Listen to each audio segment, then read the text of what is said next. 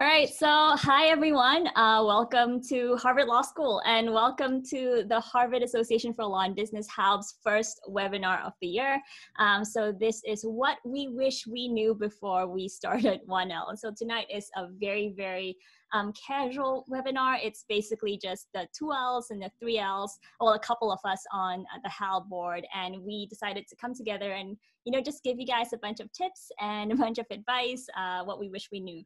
So on tonight's call, we have three Ls. So that's myself, Trevor, and Victor. And we also have 5 2Ls. I think 4 at the moment. So we've got Atta, Elizabeth, Eric, and Sophia. So I think the first thing that we're going to do is we're going to go around and quickly introduce ourselves, right? So let's do name, your role at Halb, and your 1L section number. All right. So I'll start. My name is Genevieve Antono. Everyone calls me Jeannie. I'm co-president here at Halb. I'm a 3L, and I was in section 6. Trevor. Hi, everyone. I'm Trevor, also a 3L. I'm the other co-president with Jeannie. Very excited that everybody's here. Welcome. I would echo the welcome to HLS. I was also in section 4 with Glenn Cohen. Hello, everyone. It's really good to see all of you. I see some familiar names on the list. My name is Victor. I'm also a 3L, and I am one of the co-VP for communications at Halb. And I was in section 5 for my 1L year. Hi everyone, welcome to our community. My name is Untitled Chapter. I am a rising 2L. I am the co-director of social and engagement for Halb, and I was a section 6er with Jeannie. Hi everyone, my name is Elizabeth Lopez. I was also in section 6 with Atta. I am a rising 2L, and I am the other co-VP of comms. Hey everyone, welcome to Harvard Law. My name is Eric Zilber. I'm also a 2L, and I'm the treasurer along with Dan, who's not here today, but I was in section 7 with Professor Rakoff. But once again, welcome everyone. Hi everyone, my name is Sophia, and I want to echo what everybody said. Welcome to Harvard Law. It's really great to see so many familiar names. My name is Sophia. I'm a 2L. I am the vice president of operations for Halb, and I was in section 2 with Jim Greiner last year. Question number 1, let's jump right in. Let's be, totally honest and transparent. How did you find your 1L year? And was 1L as terrible as everyone makes it out to be? So for this one, I'm going to call on Trevor, Elizabeth, and Eric. So Trevor. So to start, I'll say 1L was definitely not as terrible as it was made out to be. I would say the opposite was true. I really legitimately loved my 1L year. I found my classes incredibly interesting. I love my professors for the most part. It's really easy to make friends when all of your section mates are so kind and open. And I think things were busy for sure. I think schoolwork can be stressful, particularly towards the end of the semester with finals, but it's really sort of up to you. I was able to block out most Saturdays as sort of a non-work day. I made time to see friends. I made time to go to the gym. I think that's one of the really great things about law school is you can sort of make it what you want it to be, and make it as interesting as you want it to be. So that would be my answer. I loved it. Well, I agree with Trevor that it's not as bad as people say that it was. But I will say that it was, kind of a rough transition for me personally. So in undergrad, I was not anything pre-law. I was doing something business related. And then I also worked in a creative industry. So I just didn't do a lot of reading on the level that law school forces you to read on the daily. So I think probably the first 2 to 3 weeks of law school, slightly traumatic for me, slightly. But I will say that I'm echoing what Trevor says. The people at HLS really just make it better. And I know it's probably a lot harder because we're over Zoom, obviously.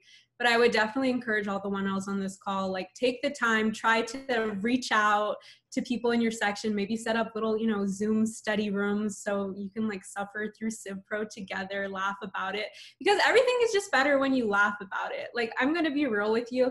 If you just try to do this in solitary in your room and it's a hard transition, life is not going to be too fun for you. But if you're having a hard time and you're surrounded by people that are motivating you and you can laugh at yourself, you can laugh at the cold calls, whatever, you're just going to feel a lot better about your life. And then I will also say, even though I felt like it was a hard transition, I did do very well came finals. So I will say, let that be your hope. Like, even if you feel as though, you know, imposter syndrome kicks in, you just feel like it's a large amount of work, you're not understanding the way you should be, by the end of the semester, you can pull it together. So that was my experience with 1L. I agree with a lot of what Trevor and Elizabeth said. I'll give a kind of a third perspective. I think I had a really good time, I'd actually say, throughout the semester. I went out a lot. I went, got to watch sports. I did a few section things. I made a lot of pretty good friends, and we talked, about things that were not law school related. I'd say the last 2 weeks were pretty rough. I'd be totally honest. Finals, after Thanksgiving was rough, but I would say honestly the rest of law school is very manageable and nothing to really be worried about. Even that is not something you should worry about, but it is more work. As it relates to academics, I wanted to share something that our section's BSA shared with us. Sort of invert your thinking about grades. I know a lot of people think about grades when they come into law school. One thing is, instead of thinking about how there's all this pressure on one exam, think about how there's only one graded assignment. So you can kind of enjoy learning without really worrying daily. None of that really matters. And I'm not saying that you shouldn't be prepared, but it's not really going to affect much. So kind of one other thing is I would say work hard to really establish the dynamic that you want in your section. Some sections for various reasons, some people, sometimes it's the professors. Some of them are more chill, some are more competitive. And there's different molds that sections can have. Work hard to kind of establish the kind of energy and vibe that you want to have in your community, because these are people that you're going to be, spending this really formative 1 year with. And as you kind of heard, it can be a really good time if you do it right.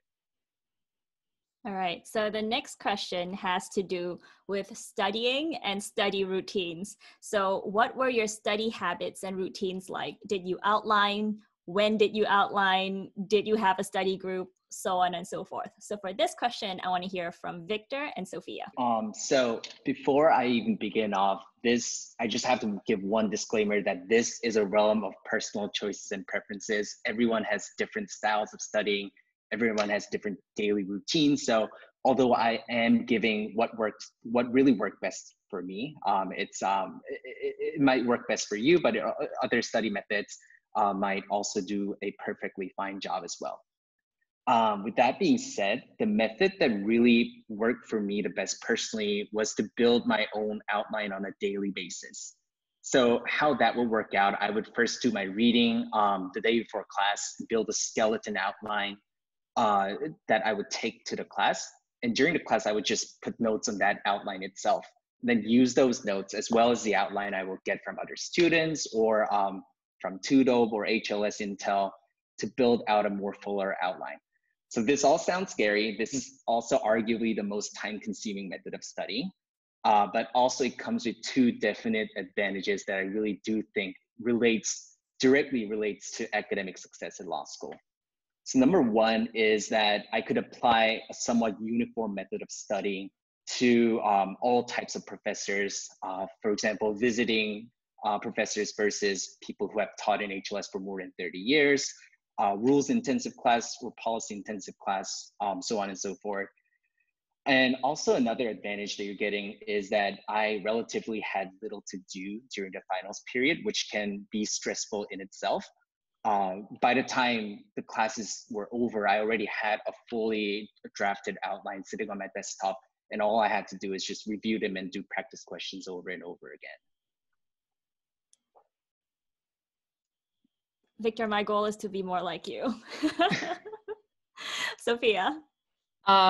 Yeah, Victor, that's impressive. I definitely agree on the point of kind of piecemealing it throughout the semester, because I think that gives you more time during reading week to just sort of breathe and take practice tests and sleep and exercise, which is all very important during reading week. But I would sort of echo a lot of what Victor said. First disclaimer, everybody studies differently. I have friends who briefed every case, and that might be necessary for some people. Some people need the crutch during cold calls. Some people can just read off a book, and it's very professor dependent. If you have Professor Mann for property, you're going to need to know every fact. it's just different for every class. It's different for every person. So take every piece of advice you get from somebody with a grain of salt, because it's very different from person to person and from professor to professor. That being said, particularly for what I did, I sort of the first couple weeks of classes went through 2 dope outlines, HLS Intel outlines, and sort of found something that I thought was thorough. You don't have to be like wedded to any sort of outline. And then sort of as the semester was going, I kind of just added notes to it, corrected things that were wrong. I think the benefit of doing that is that if you find something wrong, or you have a question, or you don't realize something that's like you don't understand a whole topic, you can sort of address that as the semester's going, rather than waiting till reading week to understand that you don't know what homicide is, something like that. So I would recommend doing something like that. But then again, do what works for you. Some people work well in study groups. I did for one class, I did a study group. Other classes I didn't. Do what works for you. And I would say spend the first couple weeks being very flexible and very forgiving with yourself, because you'll try something and it won't work. And you'll be like, okay, well, nothing went in my head this week, and you'll try something else and something will stick. And the other thing to remember is that you got into HLS. Whatever you did in the past worked. You're smart enough to be here. Do not have imposter syndrome. You belong here, and whatever you've done before has worked. So I think trust that process, and continue doing those things too. So Sophia, I received a clarifying question. What is 2 dope and what is HLS Intel? Oh, that is a great question. I also see somebody's asking what is homicide. 2 dope and HLS Intel are 2 big banks. They're just websites that you can go on. We can maybe type, I think we've disabled the chat, but if you go on like 2dope.com, you should be able to log in with your HLS email. And that just has, like, you can type in your professor name, you can type in, like, if you're looking for an outline, if you're looking for an exam answer, like, also, you don't really need to do this right now. Like, this is something you can do like 2, 3, 4 weeks into the semester. You don't even need to really do it until like after like Halloween if you don't want to. Like, do what works for you. Don't be stressed out by this conversation. The point of this conversation is not to stress anybody out. But if you do need to find HLS Intel and 2 dope, they're just websites. And also you can also ask your BSA. I bounced study habits off my BSA all the time. And that was also really helpful and a good way to sort of check yourself as the semester's going. So what is a total lie or a misconception about studying for a 1L year? And what is some study advice that you should avoid? So for this question, I'm going to call on Eric and Atta. Sure. So I have a few. I think a lot of misconceptions are kind of thrown around, especially when you're starting off as a 1L. I personally felt that there was something that I needed to know beforehand. Like, everyone around me seemed like they had legal experience, or they had been a pre-law major, or something that was a lot more reading intensive. I was a CPA before, so kind of like Elizabeth, I did not have a big curriculum of like reading, and I had not done this before. So the one thing I'd remember though is that you're at Harvard Law and you honestly know enough. There's nothing that you need to know beforehand, and you're going to be fine. That was something that I felt I needed to be told. Another thing was, I wouldn't really listen to what other 1Ls say, especially when they say like, this is what you should do. I heard a lot of people saying like, we need to have study groups by this point, or we need to start studying. And honestly, they don't know. It's sort of like the blind leading the blind. So, if you're going to ask somebody, ask their BSAs. They were great. Kind of like Sophia said, I asked them a lot of questions, other upperclassmen. Another thing, you don't have to really worry about studying until like mid-October, like real studying, or even November. So really, this is not something you should care much about. So if somebody says like something about outlines, it really does not matter right now. Also, another misconception that you need to make your own outlines. There's a lot of people who say that you need to make your own outlines. Other people don't. For some classes, I made my own. For some, I didn't. So I remember that was like a big worry thing. Everybody was saying like, I'm making an outline, and I didn't really even know what an outline was, to be honest. And lastly, I personally didn't really like study groups. I tried one out, and I didn't really feel like I personally gained from them. I know a lot of people who really enjoyed their study group, and I think you should kind of just try it and see it if that's for you. For me, what worked best was just working with 1 or 2 friends. Usually it was just one other person. But just be honest with yourself, see what works, and be okay, like in the beginning, that you're probably going to make a lot of mistakes, and that's perfectly okay. Atta? Those were all great points. I just have a couple of things that I would add on that. The first is I think this idea that you have to read every single comma and word in a reading assignment and have to like memorize them and be super comfortable with everything on paper, honestly, that's never been my experience. And I think that's a lot to do on a daily basis. I would say definitely give enough time for yourself to read, but also take time to review stuff. That was something that I didn't do well in my first semester and kind of tried to do in my second semester. Like take some time out and review why you read certain things, why the professor assigned that reading. I think in the pace of reading, kind of lose that foresight. You kind of just keep up with the reading and that kind of slips away. So definitely say, why am I reading this? Why is this important? That's a really important self-reflection point. I think the second thing I want to reflect on is not necessarily like a studying habit, but this idea of the classroom, like a myth of the classroom, this like the ghost of the cold call. Definitely like really weird. I didn't have a cold call system in undergrad, but it's not as scary thing as I thought it was. It will never be as scary. Nobody will ever remember, I think, what you said or messed up. Everybody will make a mistake. And if they do remember what you said, that's on them. That's just really weird. So don't even worry about it. And I just can't echo enough what Sophia and Eric have said. It's blind leading the blind. Don't really kind of get caught up on what other people say you should be doing. Stay true to yourself. This is like one area of law school everybody has an opinion on. So kind of try out. You stay true to you, and then everything will work out. I promise. So next question has to do with non-study habits and routines. So I want to hear, were you guys sleeping? Were you going to the gym? Did you have a life outside of law school? So for this question, Elizabeth and Eric. Yeah, so I definitely had a lot more fun with 1L once I started having a life outside of HLS. So for me, what was important is my family and also just like having a little joy in my life every day. So for example, I have a very, tight-knit Latino family, and just setting apart time, even if it's 10, 15 minutes a day, FaceTiming my mom or my little sister and just talking about non-law school things, what's happening at home, what song did Drake just drop, like interesting things that have nothing to do with what you're reading. And you're like, oh, like that's cool. Like there's life outside of HLS. And then also I was involved in a lot of music stuff prior to law school. So once I started making time to, practice my instruments or have fun, do stuff on social media, etc. I just had way more fun with 1L. So I would definitely recommend, maybe you can't have a real life, quote unquote, like you can't really go out right now because of Corona, but make sure that you're adding joy to your life, whatever that may be. Like, hey, if you don't have a real hobby, like pick a new show on Netflix and that's your source of joy every week. Like make time to do that, because I think you can be hard on yourself, especially during your first semester of 1L, getting stuck in like, what does it look like to be a good law student?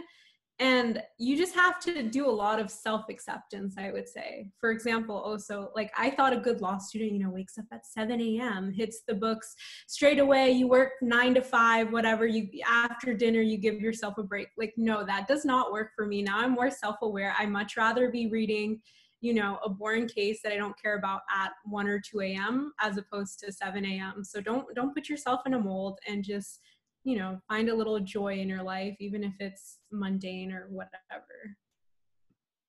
Eric?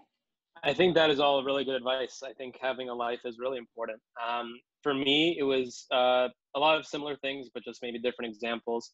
My partner and I, or my girlfriend, we got a dog, my first month, Daisy. So now she's 1 year old. We survived. I never had a dog, by the way. So that was quite crazy during 1L to get a dog. So you can definitely do that. And it was honestly just really helpful to have something else to do. Like, she'd have to, like, doesn't have to be a dog, but the idea is if you have something else you could put your time into. I had to walk her, take her out. All that, it allowed me to kind of decompress. Like, you could play what you have to play with her. So it forced me to do things that maybe I think I would have just been cooped up studying. And I realized that actually I can probably do it a lot faster if I do other things that make me happy. Besides that, I had a relationship which didn't end. We're still together. A lot of people told me that I'm not joking. A lot of people told me that it's a bad idea to have a relationship going into law school. For a while, my girlfriend was still in school, so we were a couple hours away. So even long distance can work. But now we live together, and it seems like it'll be great too. So don't give up on other parts of your life. I think I was happiest when I was going to the gym. I think again towards finals, I kind of dropped that off. That's something that I'm trying to be more intentional this year about. But it made me really happy. Like for me, running is a big thing. So In the beginning of the year when I was running, I just like felt happier. I watched a ton of sports. I didn't miss, like, I'm a big NBA nut, and NFL as well. And I don't think I missed a single game that I wanted to. Honestly, even during finals, like, I would just stay up late and do it. And I ended up, getting fine grades. So, going out with friends to bars and watching sports, stuff like that. I wouldn't, if there's something you want to do, I wouldn't let law school get in the way of it. As for sleep, I don't think I ever got less than 8 hours. It was never, if less, it was not because of studying. So I think that was like a misconception. I was worried that I'd, have to work a lot and, have all-nighters or something. And that was not the case. And last thing, I went to as many social things that I wanted to. I wouldn't say that I went to the most in my section. I also don't think I went to like kind of the least. I was probably in the sweet spot of like in the middle. When I wanted to, I did that. When I didn't. So kind of try to find what you are. Some people just don't want to go out a lot. Some people want to go out every night. And just different things work out for different people. So. Although I would add the note that you guys should not be going out right now because there is a pandemic. Right. That's very true. Maybe like going outside, I guess. I don't know what you can do anymore. All right. So next question. What clubs and activities were you guys involved in your 1L year? So obviously Halb, but what else? So for this question, can I hear from Victor and Atta? Sure. So during my 1L year, I was involved in 3 different organizations, primarily Halb was obviously one of them, but also HLIP, or Harvard Law and Entrepreneurship Project, and the Harvard Business Law Review, or HBLR. And I'm still part of the all 3 organizations today.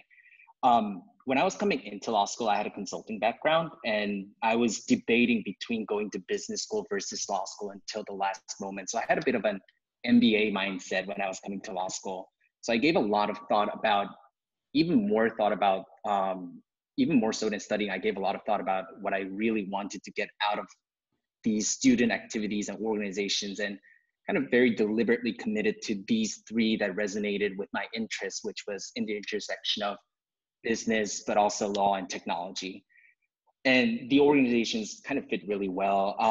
And I would definitely recommend all of you to just give yourself a good thought about what you really want to get out of student organization experience as well, because it really gives you a few advantages. Number 1 is obviously not overcommitting and signing up to too many organizations and having too much on your plate, but also more importantly, because I was involved in organizations with similar interest areas, I found people with similar interests, backgrounds, career aspirations, which is really important given that we're here at a professional school. Law school is a professional school, and the people you're going to meet are going to be your future colleagues, clients, counsels, business partners, and friends for life. And also thirdly, and this is more of an after effect of giving some good thought about what I really wanted to do with student organizations, was that it really carves a good story and a strong narrative when I was recruiting for my 1L and 2L summer jobs. Yeah, so I'll just make a note that Victor is always so humble. He's like, I'm still involved in HLab. He's the president of HLab, okay? And he also has like some fancy title in HBLR. So if you're interested in any of the other 2 organizations, definitely talk to Victor about that. Sorry, I interrupted. It's just not a sales pitch, by the way, though. Yes, that was great. So I think building on this concept of like cultivating joy and bringing joy into what you do and why you're in law school, I think that was my guiding principle for 1L, because I just wanted to keep it focused, and really do things that spoke to me and things that I was excited about, like genuinely wanted to be a part of. So that brought me to Halb. Obviously, I was a 1L rep, which was an amazing experience. Got to meet all these beautiful people, really learn from them a lot, grow a lot, and also learn about this intersection of the law and the business, because that's something I think kind of misses from the classroom a little bit. It's more kind of high level kind of theories and more like engagement at a different level. And this was something else that I really didn't get in the classroom. I am still a part of MELSA. MELSA is the Middle Eastern Law Student Association. It's an affinity group. And it's kind of gave me the sense of community and belonging in a new environment, new ecosystem, to be honest. And I just kind of felt like it gave me solid grounding to explore, to be with people who are going through the same kind of things as me. And finally, I was really interested in food law and animal law, and I kind of really went to those events, food law events, animal law society events. And I think that honestly changed the way I approached my 1L job search. More on that later. And I really am thankful for that. It was something that really changed my perception of what I can do with the law and how I should go about looking at opportunities. So before we move on to the next question, I also feel like calling on Trevor for this. So Trevor, what other clubs and activities were you involved in? I actually wasn't involved in that many activities outside of Halb. I think I sort of prioritized a lot of section social events, and frankly, like hanging out with friends. I think I worked on a journal for like the first semester of my 1L year, but it just wasn't something that really interested me. So I ultimately dropped it and got more involved in Halb. So I think I have maybe a little bit different answer from the other folks who were more involved. But again, I think it's really about being sort of authentic and true to yourself and finding the things that are really interesting to you and that you're really passionate about. And building into those communities. I have a question for Victor, who is our VP of Communications. Can you talk to us about the Halb website? So where can the audience members find our bios? How can they subscribe to the Halb mailing list? And where can they check out upcoming Halb events? Yeah, certainly. So now I'm really wearing my sales pitch hat, but our website is the best place to get a broad overview of what Halb is and learn more about what we really do. We actively manage it on a weekly basis, so everything will be up to date and is currently up to date. The address is orgs.harvard.edu/Halb, but you can most easily access it through just typing HLSHALB in Google. And just like Jeannie said, there are really 3 functions that I would really like to highlight here. So first, if you have not, please do sign up to our newsletter by clicking on the top bar, contact, and then mailing list. The Halb newsletter is how we disseminate information about our opportunities. It's our main communications conduit, and it's almost a necessary initial step in becoming a part of our community. And second, I do recommend that you take a look at the Halb event calendar by clicking events and then event calendar. So this is something we came up, it's a new feature on our website, which was released just about last week. There is a sync calendar button where you can sync our Halb calendar with your personal Google Calendar so that you can track the amazing Halb events we will have throughout the semester on a lifetime basis. Thirdly, please check out our Halb board biographies by clicking About Us and then Board of Directors. We only have about 7 board members here, but we also we have a huge board of usually it's 30 to 40 students at the peak, right, Jeannie? Correct. So 30 right now, and after recruitment, it should be 40-ish. Exactly, and these people are some of the most amazing and inspiring student leaders on campus whom I all look up to.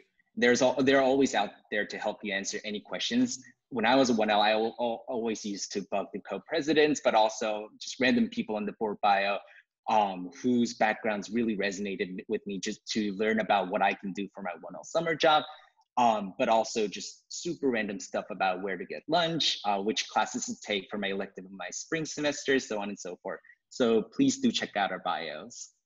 Half of last semester was virtual. So how was that experience for you? And what advice would you give the 1Ls about how to survive virtual school? So this is definitely tough because 1L is already like really difficult. And I think it's definitely going to be an additional challenge to not really be able to build the camaraderie with your class and to like exchange confused looks with people when you're like, what is Professor Kennedy talking about at 8 a.m. in contracts? So I completely understand this semester's gonna be crazy for you guys, but I think there are a few things that you can do to sort of make it easier in this remote environment. So last semester, full disclosure, like our grades got moved to credit fail, but I kind of still treated classes like we were getting real grades, which I think was a good way to prepare for this semester. So first, I actually took my cell phone and put it in a closet. Like I would do that. I don't have a Mac, I have a PC, but if you have like, I'm sure you can hear notifications going off, I would turn those off. I would turn off like, you know, iMessage, if you have iMessage, you know, I would, those kinds of things. You know, I would try to limit the distractions as much as possible. Some people don't learn by going to class, but realistically, you're going to get cold called in class. You know, some professors, the way they cold call so for this whole situation, like professors will implement different cold calling systems. Like I had a professor who would tell people when they're going to get cold called the day before. I had professors who stopped cold calling in general. I had professors who picked up and continued like we were in class. Like every professor is going to be different. So you're going to have to go to class. You know, you still want to, you know, keep a good reputation amongst your peers. You know, you don't want to skip class all the time. So I would still go. I would still, you know, treat it as much as a real class as you can. There are additional challenges if you're at home, you know, if you're with family and, you know, they're constantly walking in. I mean, I think it's important to really notify the people around you that you're in class from X time to X time and make sure that you really isolate yourself so that you can really focus. I know it's hard, but I think all of you guys can really just treat it like it's school and, you know, take it seriously because you guys are still getting grades and we didn't get grades in the spring, so it's kind of different. But I think to the extent that you can, you know, just limit the distractions. And if you can, like Elizabeth said earlier, like create a study group, you know, stuff like that will be helpful. You know, see if there are people in your section who are willing to create a study group for classes, maybe later on in the semester once you get to know people better. Reach out to people and see if they'd be willing to create like a little study room with you or something like that. All right, so the next question is targeted at all of us. How many of us are there? All 7 of us.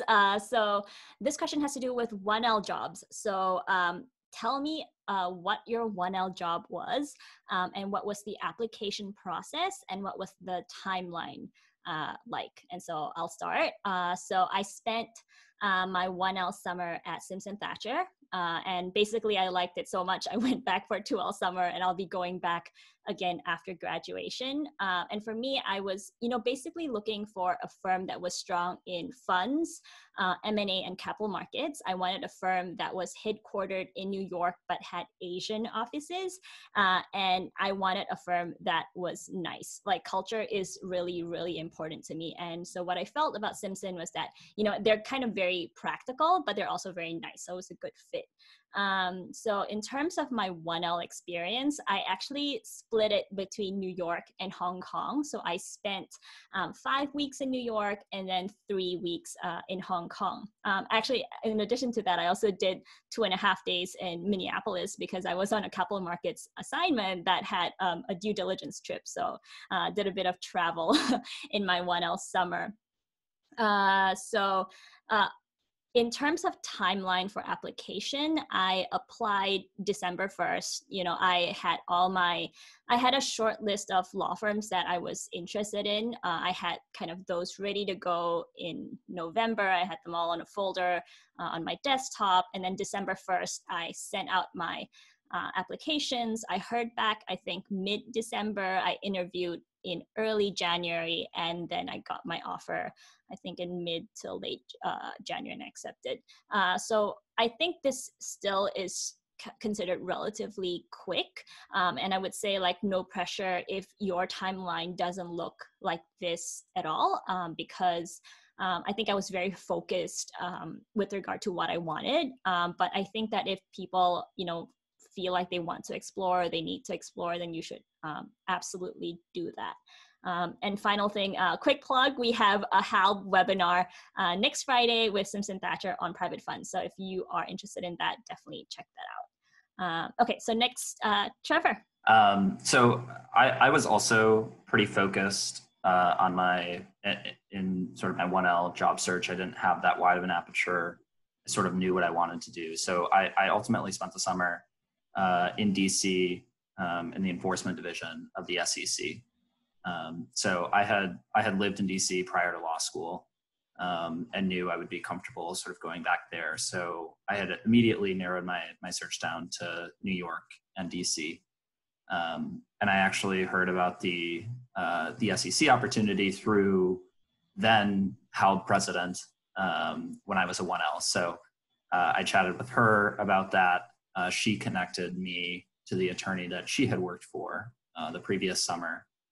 And I think maybe in November, I had sort of an informational call with him, which went well. I think December 1st is when the application opened. So I was able to submit the application, did sort of the phone interview process through the month of December. And I think I had my offer before the first of the year. So that was sort of my first offer. I also did some recruiting for some law firms that for that 1L summer. There's a program that HLS runs for 1L firm summers called SIP, Spring Interview Program, which usually runs January, February timeframe.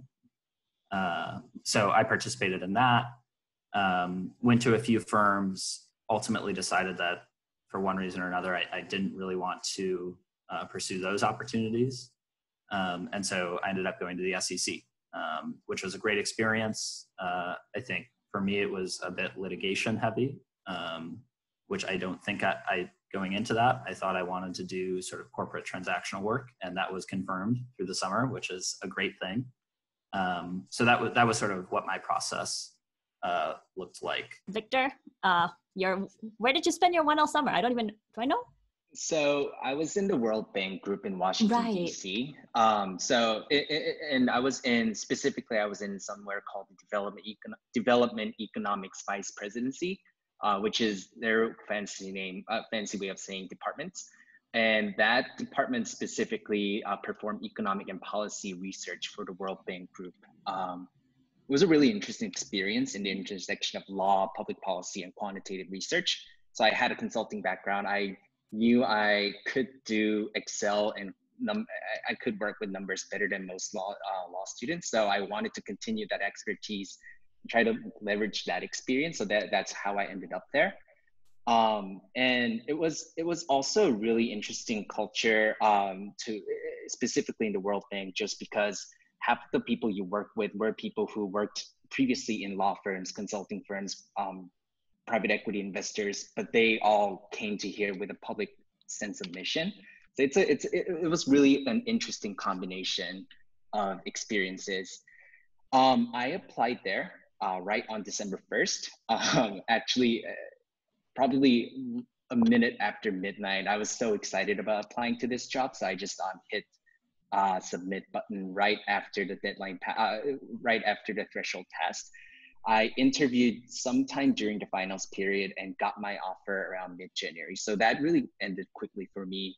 But one thing to note in that experience, for me in particular, was that I actually had to gently nudge my interviewer after I haven't heard back from her in the time frame that she promised. And literally 2 hours after I sent her that email, she responded me immediately back with an offer. And it was actually pretty obvious that she just forgot about the offer over the winter holiday break. So the entire point that I'm trying to make here is that especially if you're trying to apply to public interest jobs that really do interest you, these public interest jobs tend to have a slower pace and recruiting cycle than private practice. And it's really important for you to stay on top of your timeline. And if you are really interested in this particular job, and if it is possible, try to actively but smartly manage through your timeline.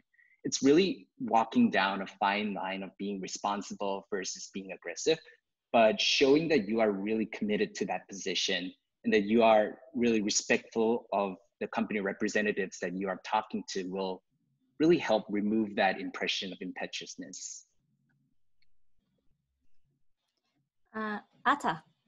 Oh yeah, I would definitely second what Victor just said. In the public interest realm, I think things progress in a different pace compared to the private field. So that's something to keep in mind, but you'll definitely get reminded by that as you kind of get into the weeds of finding a job. But I also went the public interest route for my 1L job.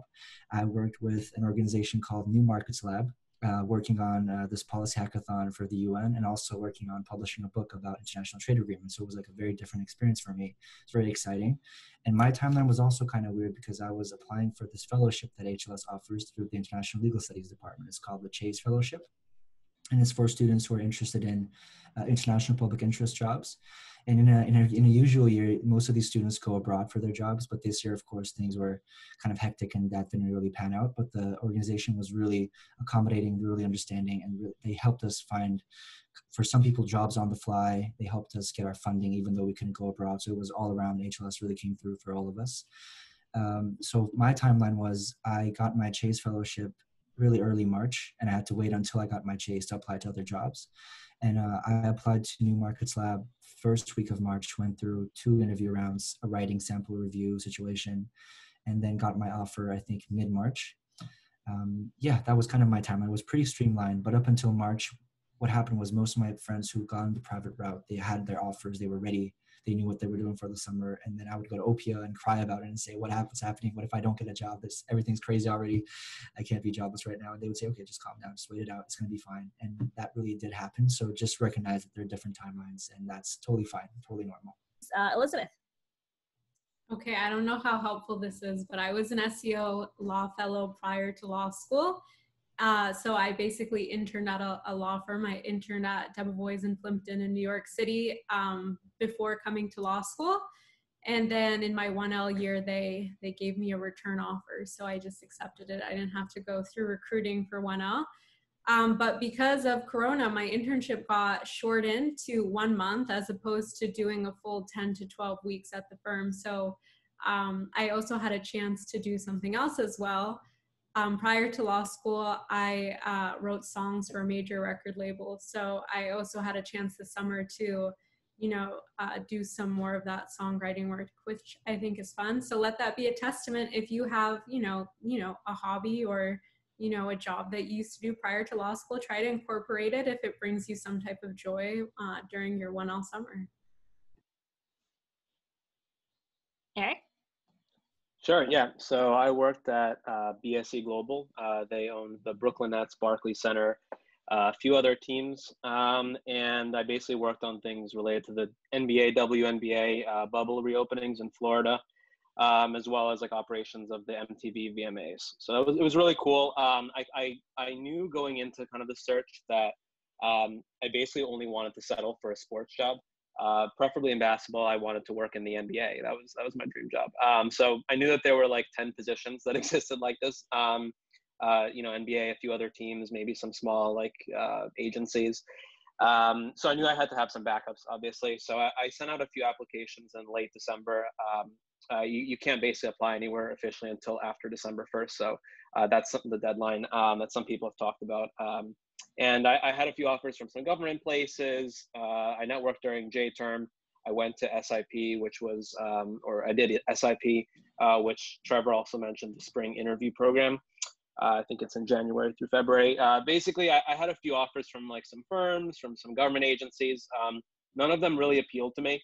And I kept basically just using different offers to defer for other offers so that I could keep extending hearing back from the NBA or, different teams. And that's just how it works. I think Victor mentioned this.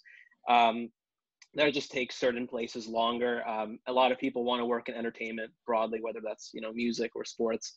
And those places know that they don't have to give you an answer super quickly. So, when I applied to NFL, I didn't hear back until like late February, whereas some people had jobs in December. So basically, I kept doing this. I kept deferring making decision. I eventually kind of cold networked into the BSE Global job through like a cold email, and then I got an interview, and I kept waiting, even though that was a really cool job working for the Nets. And I ended up being a finalist for the NBA until that got canceled due to COVID. So I kind of went back and I worked at BSE, which, as I'm saying this, even if you don't get the job that you wanted, I actually think this was a way cooler job in hindsight. So kind of make the most of your opportunities. One other thing, I had no connections kind of going into HLS. So you're going to get a great job so long as you're diligent, you network, you interview well. And grades didn't matter at all. I don't think anybody asked them. I don't think anybody looked at them, even if they asked for them. So that was a big thing that I didn't know. And the last thing that I would say is if something is not your top choice, like for me, I knew I wanted to work somewhere. I knew I wanted to work in a very specific place, and I knew that it was very competitive. don't accept. I would not feel pressured to accept like the first place that you get a job at. There's usually a reason that there's an exploding offer, and a few places kind of gave me one of these. A lot of times it's to snag someone who doesn't know how to like bargain or ask for more time. And it's not your fault, because I almost accepted it until an upperclassman kind of told me about this. And so one of the things that I would just say is that unless it's something that you really want, don't feel pressured to say yes. It's possible. The place that I kind of said I'm interviewing somewhere else, and you say it in a very polite way. They actually came back to me multiple times, so that you may not even lose that offer, even if they're like, I need an answer in 24 hours, and you're like, whoa, this is my first offer. I don't want to say yes, because if I say yes, then I can't get what I really want, maybe. But I also don't want to have no backup, and maybe this was a good opportunity. So that was something that no one really told me about. I didn't even know that an exploding offer was a thing until a few upperclassmen talked to me about it. So Sophia, where did you spend your 1L summer? So I was at Sidley Austin, which is a law firm based in Chicago, but I was out of their New York, well, virtually out of their New York office, but actually basement. So I would say, so I guess to sort of address one of the questions that came in through the Q&A, that there's HLS opens or allows students to apply to firms starting December 1st. And I actually didn't really do any applications December 1st. I know Jeannie sounds like she was really on top of it. And I have friends who basically had cover letters and, statements of interest, essays, diversity essays, like ready to go December 1st. I did not. There were actually like 2 or 3 places that I was interested in. Most of them didn't ask for cover letters, or I don't think either of them asked for cover letters. I think they just asked for resumes and undergrad transcripts, and then like could hold on your law school transcript until you got it. I did the majority of my applications over winter break and during J term, which I think is perfectly acceptable. If you are stressed out about exams, which like as of right now you should not be stressed, but like, and come December, like if you're stressed, it's perfectly okay to put the job search on hold, the internship search on hold. People will stress you out and be like, the process is rolling, like you should get your application in. Like you can if you want. I don't think it makes a difference either way. If there's something that like kind of to echo what Ada said earlier, public interest works a little bit differently. So my friends who want to do public interest were getting their things in earlier, but I applied to public interest things and non-public interest things. So, diversify your options. If you're stressed out, don't apply in December. It's okay. Like all of us here got internships and we're all fine. So don't worry, you're at HLS, OCS, and OPO will work with you also if you can't find anything. So can you give us any information or insights about how the 1Ls can apply to Halb as a 1L rep? Yes. I really, really sincerely hope every single one of you applies to be a 1L rep, transfer rep, LLM rep. We are going to be opening our applications around September 14th. The application will be very basic, just like your name, what section, what program you're in. We'll be asking for resumes, and we'll also be asking for a short statement of interest. This year, we're actually doing something a little different. In the past, 1L reps were actually not really as integrated into Halb Board. We just ran, 1 or 2 events per semester. This year, we're going to be having our 1Ls and transfers and LLMs actually join teams. So as you can see on this call, I'm in operations, Elizabeth and Victor on communications, Ada's in social engagement. So like we have several teams. We also have an alumni outreach team. We have a sponsorship team. We have a faculty engagement team. We have all kinds of teams. And we're hoping that we can actually bring the 1Ls, transfers, and LLMs onto those teams. And this is meant to just sort of develop our leadership and really integrate 1Ls into Halb. And so on the application, you'll rank which of those teams you're interested in. There's like a short blurb about what each team does. And so you can sort of decide how you want to rank them.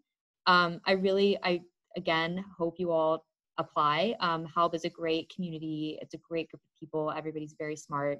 It's a great way to meet people outside of your section. It's a great way to meet upperclassmen who can give you great advice and do things like this.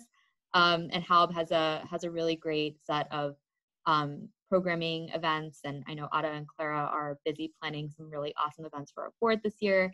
So we're really excited about this year. And if you guys have any questions at all, feel free to reach out to me, Elizabeth, or Eric. We're all sort of heading up recruitment this year, and we hope to see you at the activities fair. And if you have any additional questions, just want to track when the application comes out, it should go out on the website and be part of our newsletter as well. All right, guys, thank you so much for joining us on Hal's first webinar for this academic year. We hope you had fun kind of meeting a small part of our board, and we look forward to seeing you at our other events this semester. Make sure you're on our newsletter so you hear about them. And yeah, we look forward to getting your applications for 1L Rep. All right, bye.